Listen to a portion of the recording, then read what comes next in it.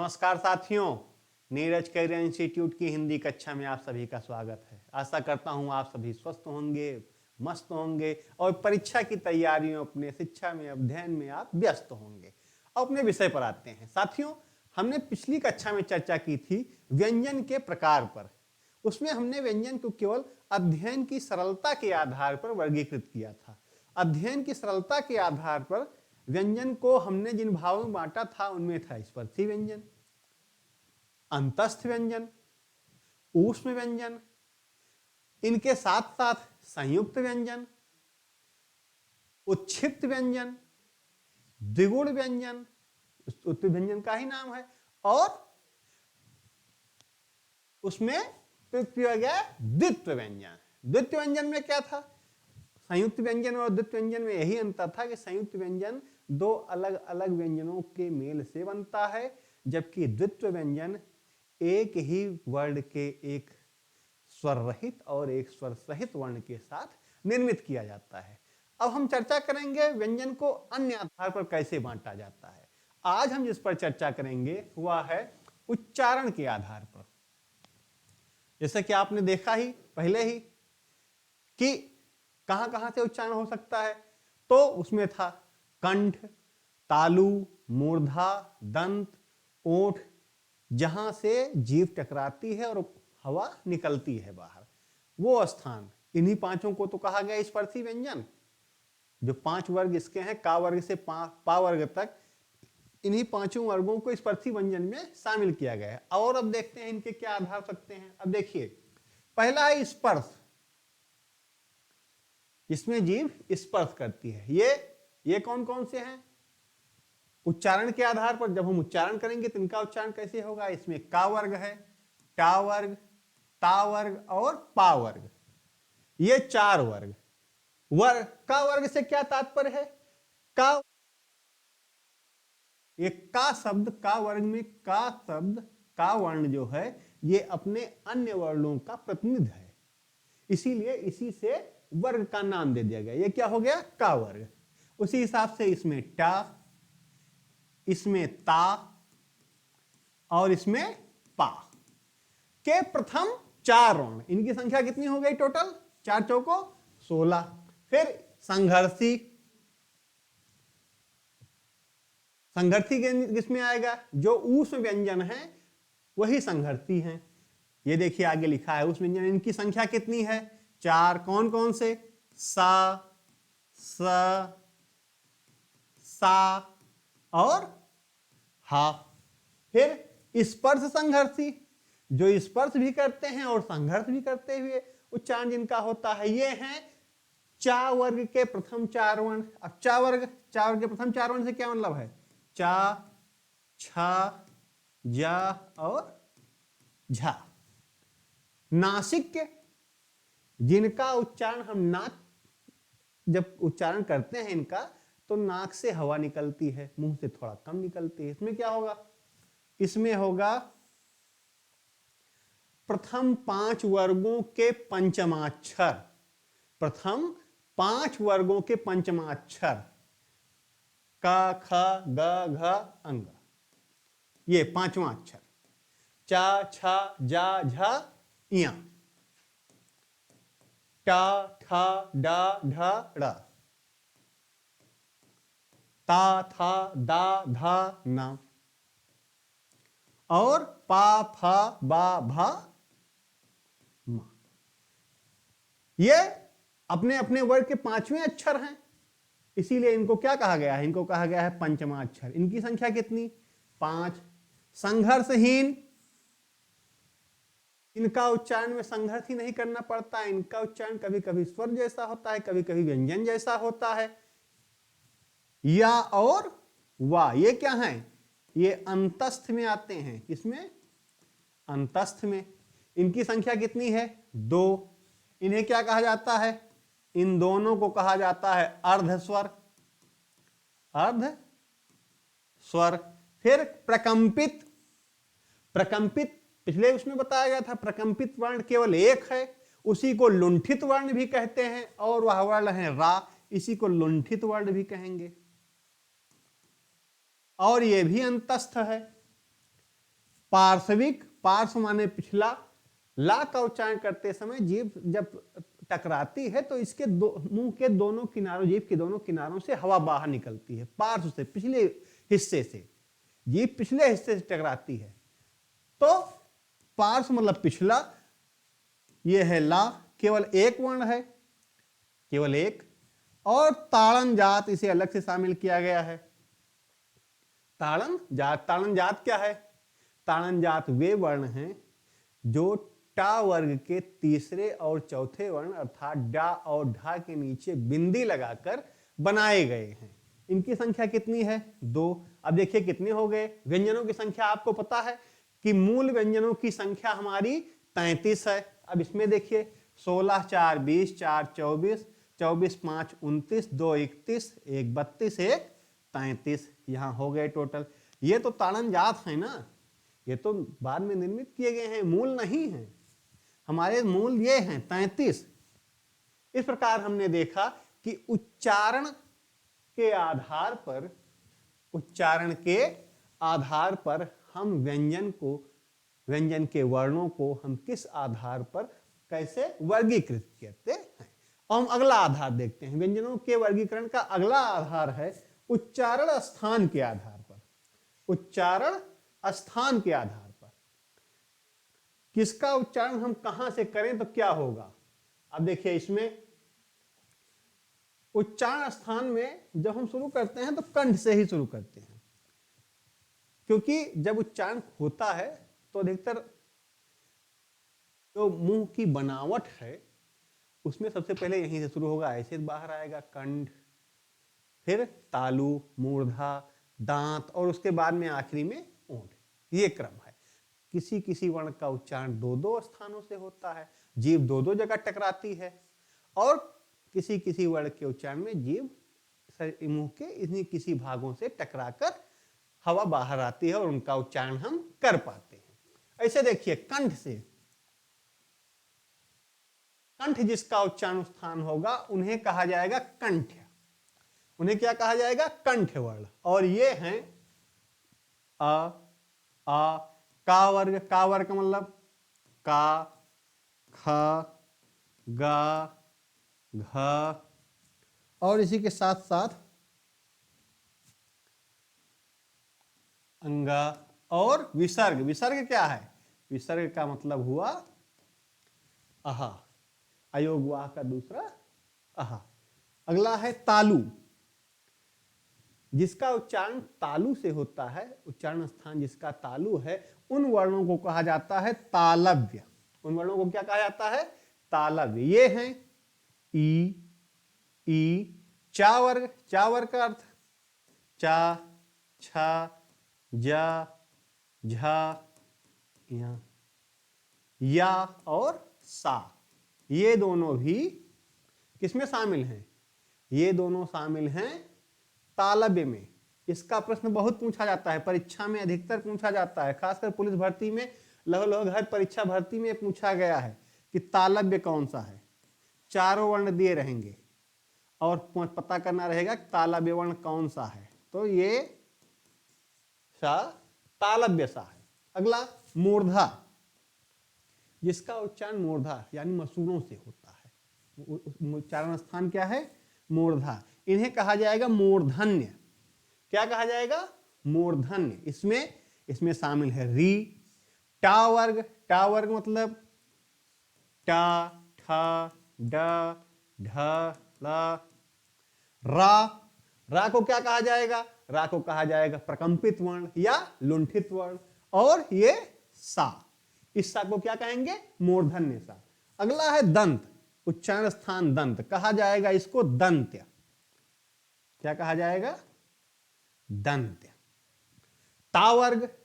ता वर्ग से हमारा तात्पर्य ता, था, दा, धा, ना से है, और उनके साथ साथ ला और सा। ला और सा। ये कौन सा ला सा है? ये है दंत्य सा। अगला देखिए ओष्ठ। जिनका उच्चारण हम ओंठों से करते हैं, इन्हें कहा जाता है ओष्ठ। ओष्ठ वर्ण कौन कौन से हैं? परीक्षा में पूछा जाता है ओष्ठ वर्ण कौन कौन से हैं। या 4 वर्ण दिया रहेगा और पूछा जाएगा इनमें से ओष्ठ वर्ण कौन सा है। अब ओष्ठ वर्ण कौन कौन से हैं? ता वर्ग, ये ओष्ठ में देखिए उ ऊ, इनका उच्चारण करते समय दोनों ओठ मिल जाते हैं, ऊ। और पा वर्ग, पा, फा, बा, भा, मा, इनमें से कोई भी एक भी वर्ण ऐसा नहीं है जिसका उच्चारण आप करिए और आपके दोनों ओठ ना मिले। सभी वर्णों के उच्चारण के समय आपके दोनों ओठ मिल जाते हैं। पा वर्ग का अर्थ मतलब पा, फा, बा, भा और मा। अगला देखिए, कंठ और तालु दोनों के मेल से जिसका उच्चारण होता है, कंठ और तालु के मेल से जिसका उच्चारण होता है, ऐसा स्थान जब जो स्पर्श होता है वो कंठ और तालु दोनों पर जीभ का होता है, इन्हें कहा जाता है कंठ तालव्य। कंठ तालव्य, कंठ पर भी स्पर्श हो रहा है और तालु पर भी। इनकी संख्या है 2, ए और ऐ, ए और ऐ। अगला, कंठ और ओष्ठ, जब कंठ के साथ साथ ओंठों से भी आवाज का ओ हो विस्तार तो उसे कहा जाएगा कंठोष्ठ। ओ, औ बोलकर देखिए, ओ ओठ भी है, कंठ का भी प्रयोग हो रहा है, औ इसमें प्रयोग हो रहा है। आखिरी में ओठों की बनावट आप देख लीजिए। दंतोष्ठ, जिनके उच्चारण में दांतों और ओठों का प्रयोग हो, इनकी संख्या है केवल 1। वा को और क्या कहते हैं? वा अर्धस्वर भी है और ये अंतस्थ व्यंजन है।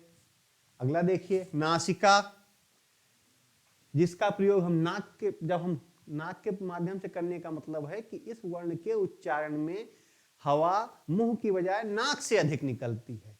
केवल एक वर्ण है, इसे नासिक कहा जाएगा। अंग, अयोगवाह, पहला अयोगवाह ये है। अयोगवाह कौन कौन से हैं? अंग और अहा, ये 2 अयोगवाह हैं। इसे अनुस्वार कहा जाता है और इस वाले को विसर्ग कहा जाता है। विसर्ग किसमें शामिल है? विसर्ग कंठ में शामिल है। और कंठ और कांकल, इन दोनों के माध्यम से जिस वर्ण का उच्चारण होता है उसे हम स्वरयंत्र या स्थान से कहते हैं, इसी को हम अलजिह्वा कहते हैं। और ये केवल एक वर्ण है, ये है हा। कौन सा वर्ण है? हा। अब आप देखिए कैसे इसको बांटा गया हो, हम कैसे आसानी से इसके समझ सकते हैं, या अगर हमें खुद बांटना हो तो हम कैसे आसानी से बांट सकते हैं। याद रखने वाली चीज, जैसे आप देखिए, रखते चले जाइए। आप पहले नाम लिख लीजिए, कंठ, तालु, मूर्धा, दंत, ओष्ठ।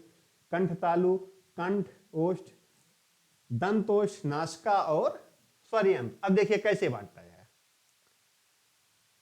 आ इसमें रखते चले जाइए, ई, री, फिर दंत में कोई नहीं है, ऊ, ए, ऐ, ओ, औ, ऐसे चला जाएगा। अब का वर्ग में, का वर्ग किसमें है? कंठ में शामिल है। चा वर्ग तालु में। एक एक वर्ग में एक स्थान को आप रखते हुए चले जाइए। इसमें का वर्ग कंठ में, चा वर्ग तालव्य में, टा वर्ग मूर्धन्य में, ता वर्ग दंत में। एक क्रम से आप इनको रखिए और एक क्रम से इसको आप भरते हुए चले जाइए। इन्हीं के साथ साथ जैसे ही आप यहां आए तालु, कंठ को छोड़कर, अब यहां से आप इसको ही भर सकते हैं। या, रा, ला, मतलब अंतस्थ के 3। और इन्हीं के साथ साथ ऊष्म व्यंजन के भी देखिए, सा, सा, सा, लगातार किसमें किसमें मिल रहे हैं? तालु, मूर्धा और दंत में एक साथ मिल रहे हैं। अंतस्थ के शुरू के तीनों और ऊष्म के शुरू के तीनों वर्ण आपको मिलते चले जा रहे हैं। ओष्ठ में जिनका उच्चारण करते समय ओठ हमारे मिल जाए, ऊ और पा वर्ग ये शामिल है। कंठ तालव्य में ए और ऐ, जिनका उच्चारण कंठ और तालु दोनों से होता है। कंठोष्ठ में ओ, औ, कंठ की भी आवश्यकता हो और ओठों की भी। दंतोष्ठ, दांत और ओठ कौन कौन से हैं? केवल एक, वा। नासिका में अंग और अलजिह्वा में हा। इस तरीके से अगर आप इनको बांटते हैं तो आपको याद करने में बहुत आसानी होगी। और हम देखते हैं अगला तरीका कैसे हम और बांटेंगे। अब देखिए, घोष, घोष क्या है? घोष के बारे में पहले ही चर्चा की जा चुकी है। जब स्वरों को बांटा जा रहा था तभी स्वर पर इनकी चर्चा हो चुकी है कि घोष क्या है, स्वर तंत्रियों में उत्पन्न कंपन घोष होता है। स्वर तंत्रियों से उत्पन्न कंपन घोष होता है, इसी को नाद कहते हैं, इसी को तंत्रिका कहते हैं। इनके आधार पर कैसे बांटा गया है, अब देखिए इनके आधार पर अघोष, अघोष में क्या क्या है, अघोष में है पांचों वर्गों के प्रथम दो वर्ण, प्रथम दो वर्ण कौन कौन से, प्रथम दो वर्ण कौन कौन से होंगे, जैसे का खा दो हो गए, अगले वर्ग से चा छा टा ठा ता था पा फा, ये पांचों वर्ग के प्रथम दो वर्ण हो गए। और ये तीन ऊष्म व्यंजन के, ऊष्म व्यंजन के ये तीन वर्ण, ऊष्म व्यंजन के तीन वर्ण कितने हो गई कुल संख्या, ये 10 और ये 3 बराबर 13, कितने हो गए 13, 13 व्यंजन अघोष हैं, 13 व्यंजन अघोष हैं। और सघोष कितने हैं,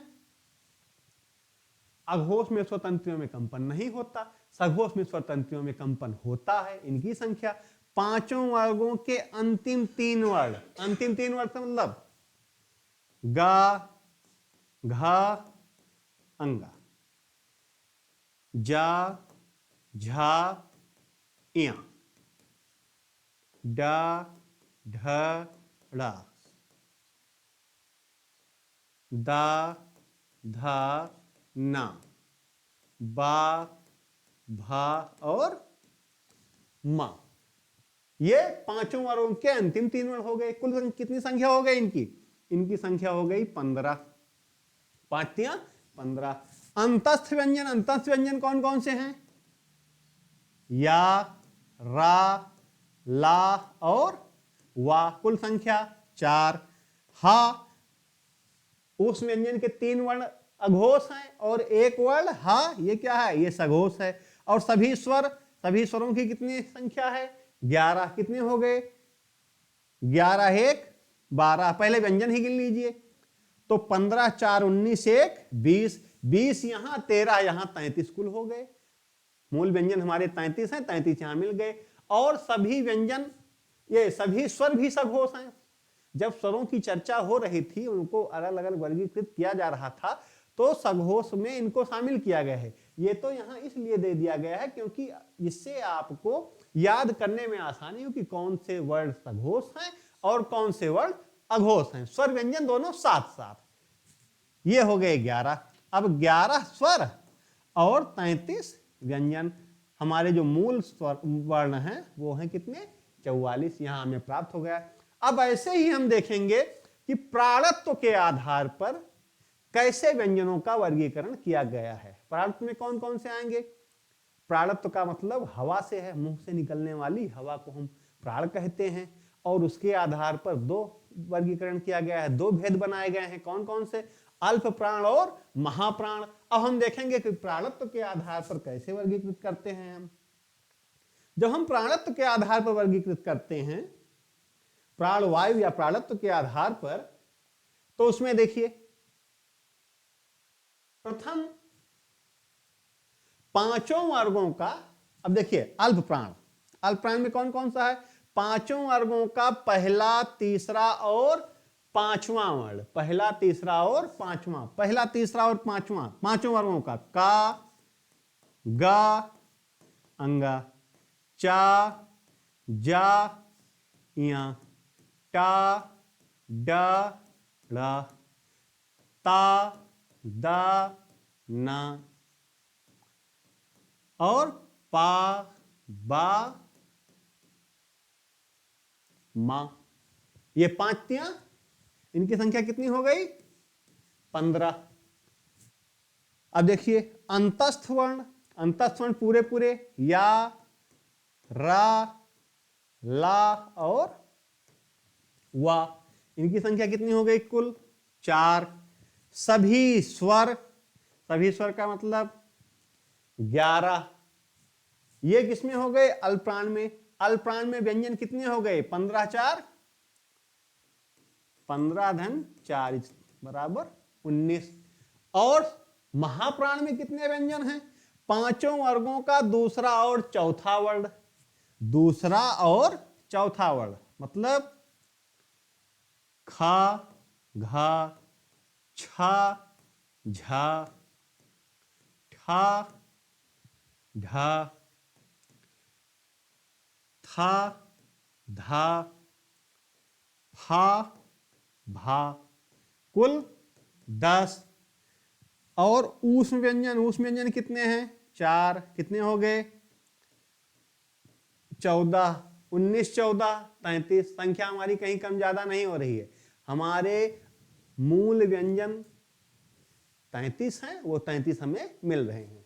सभी स्वर क्या हैं? सभी स्वर अल्प प्राण है। अब देखिए इसमें क्या हुआ, अधिकतर वो वर्ण जो सघोष हैं वो अल्प प्राण है। सभी अंतस्थ व्यंजन, सभी अंतस्थ व्यंजन, अंतस्थ व्यंजन क्या हैं? जितने भी अंतस्थ व्यंजन हैं ये सघोष हैं। ये क्या हैं? सघोष हैं। और क्या हैं? और ये अल्प प्राण हैं।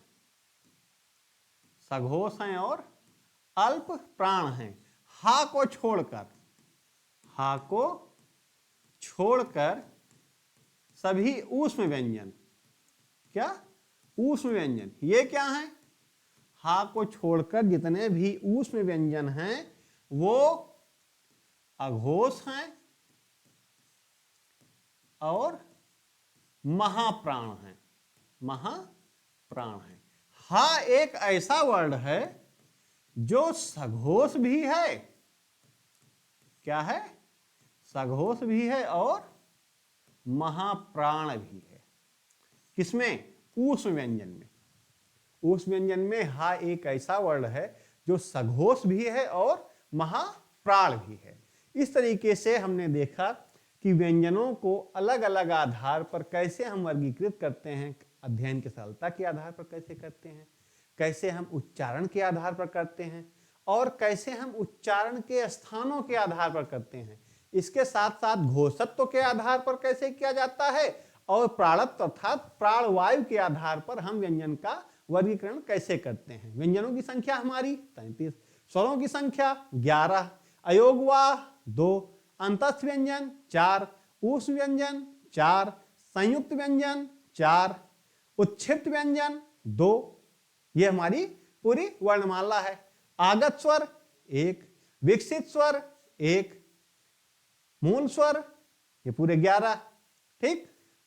और इनके साथ साथ हमारे 3 विकसित व्यंजन। 3 विकसित व्यंजन कौन कौन से हैं? खा, जा और फा, मतलब वर्णों के नीचे बाईं ओर बिंदी लगाकर, नुक्ता लगाकर इसे कहते हैं, बनाए गए जो वर्ण हैं, जो व्यंजन हैं, उन्हें हम कहते हैं विकसित व्यंजन। क्या कहा जाता है? विकसित व्यंजन। और इन्हीं को कहा जाता है अरबी फारसी व्यंजन। अरबी फारसी व्यंजन। ठीक। अब अगले भाग पे आते हैं, आगे देखते हैं। अगला है हमारा कि हिंदी में वर्णों की संख्या। जिस बात को अभी मैंने आपको बताया कि हिंदी में वर्णों की संख्या कितनी है। परीक्षा में कई तरीके से पूछा जाता है। हिंदी में मानक वर्ण कितने हैं, हिंदी में मूल वर्ण कितने हैं, और हिंदी में कुल वर्ण कितने हैं, और विकल्प यही सब दिए रहेंगे। तो इसको आप जानते रहिए कि हमारे मूल वर्ण कितने हैं, हमारे मानक वर्ण कितने हैं, और हमारे कुल वर्णों की संख्या कितनी है। अब देखिए कितनी है।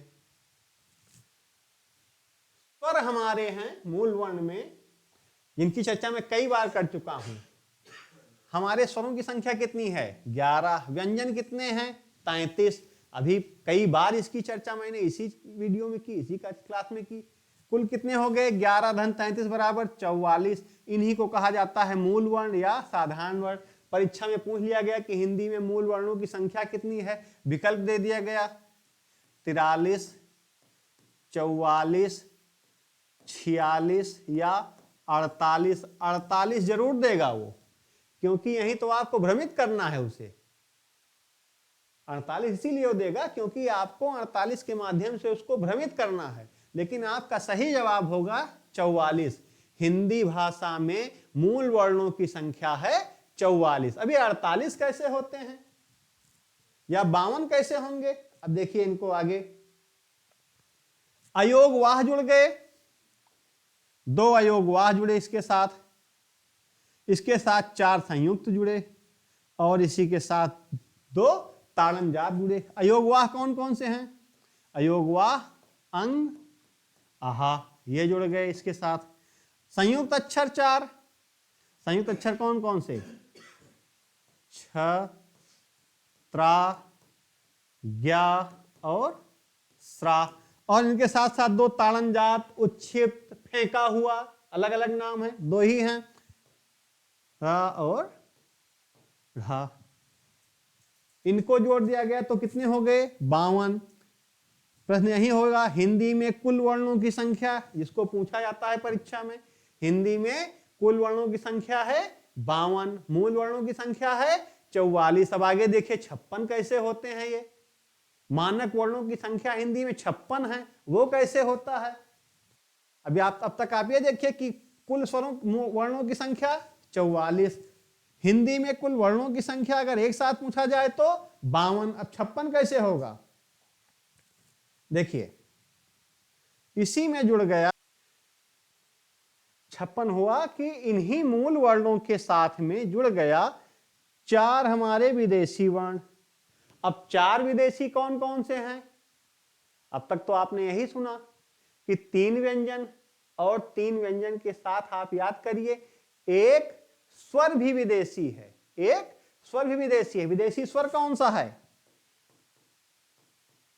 विदेशी स्वर है आ के ऊपर चंद्रबिंदी, आ के ऊपर चंद्रबिंदी कैसे बनते हैं? इससे क्या बनता है? शब्द डॉक्टर, लाफ्टर,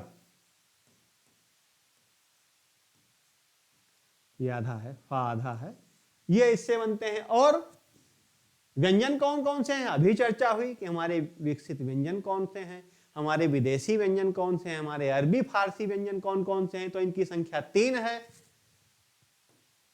खा, जा और फा। ये कितने हो गए? अब ये हो गए कुल 4। तो 52 और 4 ये हो गए 56। कितना हो गया ये? 56। तो इस तरीके से हिंदी में मानक वर्णों की संख्या है 56। कितने हैं? 56। और मूल वर्णों की संख्या है 44। कुल वर्णों की संख्या है 52। अब आपसे परीक्षा में अगर पूछा जाए कि मूल वर्णों की संख्या कितनी है या कुल वर्णों की संख्या कितनी है या मानक वर्णों की संख्या कितनी है, तो आप भ्रम में ना पड़िए। मूल वर्णों की संख्या है 44, कुल वर्णों की संख्या है 52 और मानक वर्णों की संख्या है 56। इस तरीके से हमारी हिंदी में वर्णों की संख्या निर्धारित की गई है। अगली क्लास में हम चर्चा करेंगे कि कई बार आपने सुना, पिछली 2-3 क्लासों से चर्चा हो रही है कि बिंदी का प्रयोग किया जा रहा है। कहीं कहीं बिंद ऊपर लग रही है, बिंदी दाएं या बाएं या नीचे लग रही है। इसे द्विगुण व्यंजन कैसे बनाया गया? उच्छेद व्यंजन कि डा और ढा के नीचे बिंदी लगाकर बनाया गया। तो अगली कक्षा में हम इसी पर चर्चा करेंगे कि वर्णों में बिंदी का महत्व क्या है, बिंदी लगाकर हम अलग अलग ढंग से कैसे वर्णों का अलग ढंग से निर्माण करते हैं और अलग ढंग से कैसे हम उनका प्रयोग करते हैं। तो अगली क्लास में हम इनको देखेंगे।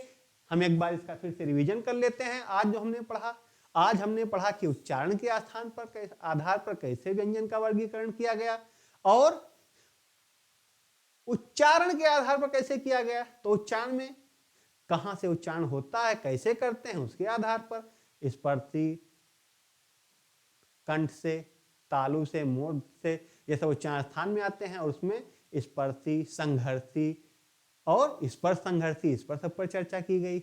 और उसके साथ हमने देखा घोषत्व के आधार पर कैसे वर्गीकरण हुआ है, प्राणत्व के आधार पर कैसे हुआ, और उसके साथ साथ सबसे मुख्य कि हिंदी में वर्णों की संख्या कैसे निर्धारित की गई है, 44 कैसे है, 52 कैसे है और 56 कैसे है। सही तीनों है, गलत इसमें कोई नहीं है।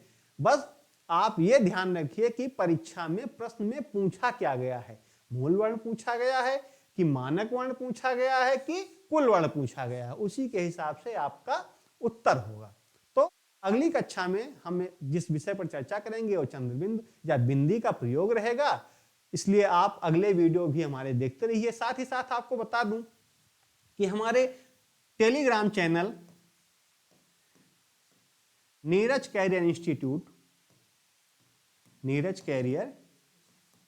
इंस्टीट्यूट पर भी हमारी क्लासेज आपको मिल जाएंगी।